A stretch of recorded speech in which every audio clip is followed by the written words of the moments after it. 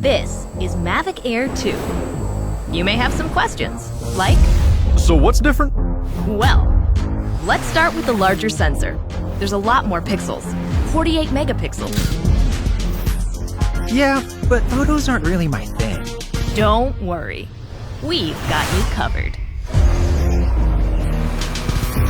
It also does 4K 60p video. You can also slow things down. Way-do. And yes, there's HDR video. How's the flight time? It's fantastic. You're looking at up to 34 minutes in the air, a new record for. We've added OcuSync 2.0, so you can fly longer and see clearer. What if I'm not a great pilot? That's where Focus Track comes in, so you can fly like a pro. Or just press a button. Here's the best part: automatic obstacle avoidance. Okay, but what do I do with all these shots? Here's an idea.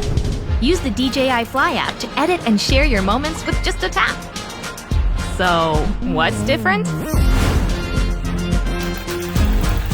A whole lot.